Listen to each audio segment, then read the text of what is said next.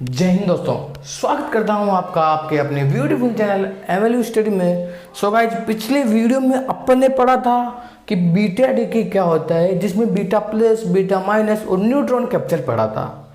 जो क्या था, ये था, यहाँ एक न्यूट्रिनो निकल रहा था, यहाँ एक एंटी न्यूट्रिनो निकल रहा था। लेकिन मेरे दोस्त, ये कहानी कब हुई?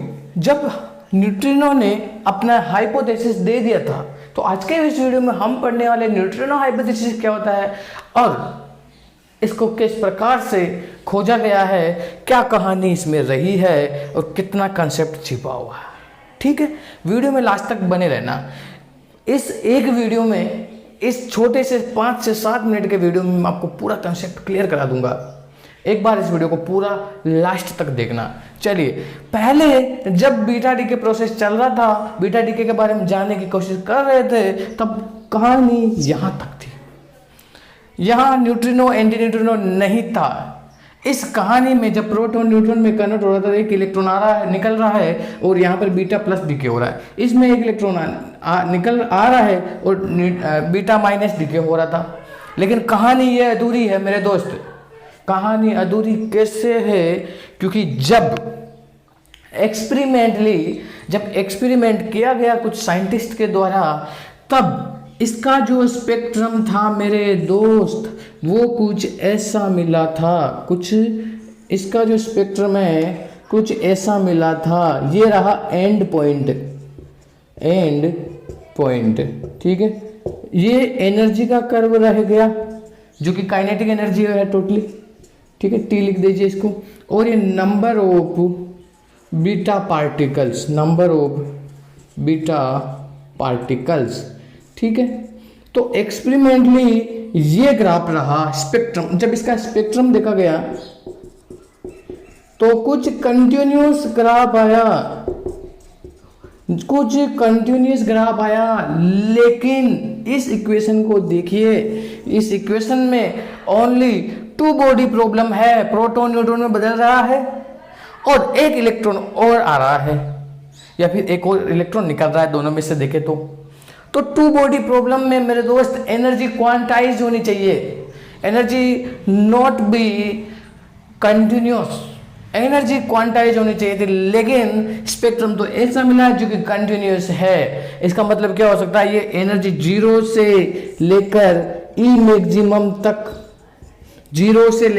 मैक्सिमम तक वेरी कर रही है। इसका मतलब कुछ तो यहाँ और होना चाहिए जो इस एनर्जी को सेटिस्फाई कर सके। तो क्या पहला तो गड़बड़ ये रहा कि इसका जो स्पेक्ट्रम है वो कंटिन्यूस पाया गया बाय एक्सपेरिमेंटली। ठीक है, तो सबसे पहले अपन पढ़ते हैं evidence for neutrino. Evidence for neutrino. भाई न्यूट्रिनो है, भाई इसका नाम तो न्यूट्रिनो पाउली ने दिया था। ठीक है, पाउली ने अपना हाइपोथेसिस दिया था, इसलिए इसको पाउली का हाइपोथेसिस भी बोलते हैं। ठीक है, तो इसका एविडेंस क्या था? भाई एविडेंस सबसे पहले ये मिला था कि कंटिन्यूस स्पेक्ट्रम बाय एक्सपेरिमेंटली। ठीक है, तो कॉन्ट्राडिक्शन हो रहा है अभी, तो contradiction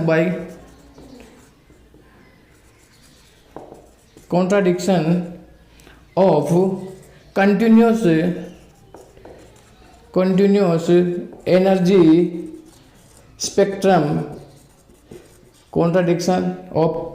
energy spectrum by experimentally इसका कॉन्ट्राडिक्शन किया गया था।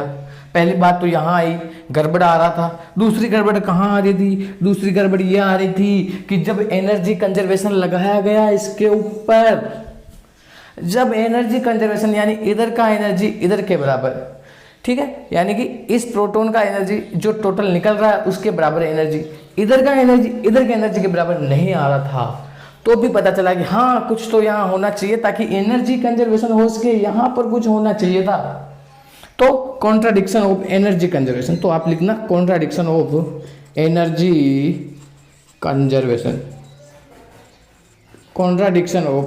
कंजर्वेशन।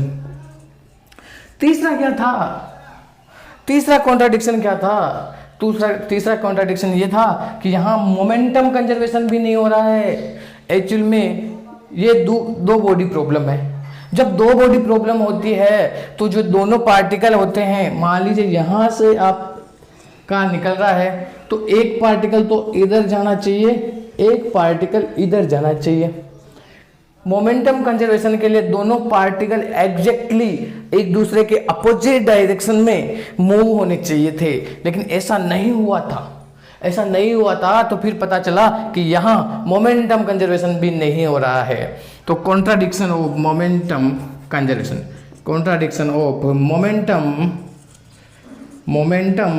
कंजर्वेशन, इसके पूरे नोट्स आपको मिलेंगे। ये शॉर्ट नोट्स लिखा रहा हूं मैं, ठीक है। इनका पूरा नोट्स आपको मिलेगा डिस्क्रिप्शन में, आप चेक कर लीजिए, वहां पर मैंने लिंक डाल रखा है, उस लिंक पर आपको नोट्स मिल जाएगा। चलिए, यहां तक कोई दिक्कत वाली बात नहीं रही। इन तीनों चीजों का कॉन्ट्राडिक्शन हुआ। जब कॉन्ट्राडिक्शन हुआ तो पता चला कि यहाँ कोई और पार्टिकल भी होना चाहिए जो कि इन सबको फॉलो करा सके, मेरे दोस्त। अब दिमाग खराब हुआ पाउली का। पाउली ने कहा कि मैं कर सकता हूं ऐसा कुछ काम। भाई तुमने गलतियां बता दी, यहाँ गड़बड़ क्या है, तो मेरे को उसी को ही तो रखना है, उसी को ही तो करेक्ट करना है। उसने कहा कि मैं एक चीज और डाल देता हूं। इस चीज को कहते हैं न्यूट्रिनो। जब न्यूट्रिनो डाल दिया तो स्पेक्ट्रम भी कंटिन्यूस हो गया, क्योंकि 3 बॉडी प्रॉब्लम है तो उसका स्पेक्ट्रम कंटिन्यूस हो सकता है। कैसे हो सकता है? इसकी जो एनर्जी वो डिसइंटीग्रेटेड है, मतलब इन दोनों में कुछ आ जाती है, ठीक है, मतलब कंटिन्यूस रूप में आ जाती है, ठीक है। इस चीज को होना चाहिए था। जब इसको रखा तो एक बात का ध्यान रखा कि यहाँ मास कंजर्वेशन पहले ही था, तो एक ऐसा पार्टिकल रखा जिसका मास 10 to 0 है, इसका मास 10 to 0 है। अगर इसका मास 10 to 0 है तो उसने एक बात और देखी, उसने कहा था कि यहाँ चार्ज भी कंजर्वेशन है, तो उसने कहा कि ये पार्टिकल चार्जलेस है, इसके पास कोई चार्ज नहीं है, कोई दिक्कत वाली बात नहीं है। चलिए, इतना काम उसने कर दिया था। अब दूसरे लोगों को कहा कि चलिए करिए आप एक्सपेरिमेंटली इसका प्रूफ, तो सारा काम तो सही बैठ गया। अब ये न्यूट्रॉन चार्जलेस हो गया, 0 हो गया, तो यहाँ मोमेंटम भी कंजर्वेशन हो गया, क्योंकि एग्जैक्टली अपोजिट डायरेक्शन में नहीं जा रहे थे, तो तीसरा पार्टिकल और आ गया, उसने यहाँ मोमेंटम को कंजर्वेटिव कर दिया, मोमेंटम कंजर्वेटिव हो गया। चलिए, कोई तकलीफ वाली बात नहीं। फिर उसने कहा कि चलिए बीटा प्लस के लिए, मैंने कह दिया बीटा माइनस में ये एंटी न्यूट्रिनो है, एंटी न्यूट्रिनो डाल दो, लेप्टोन नंबर। और इसने कहा था, एक बात और ध्यान रखना कि ये जो न्यूट्रिनो होता है, ये दोनों चार्जलेस होते हैं, वैसे दोनों के मास 10 to 0 होते हैं, लेकिन उसने कहा था कि इनका स्पिन हाफ होता है, तो यहां से क्या पता चलेगा भाई, हाफ होता है तो ये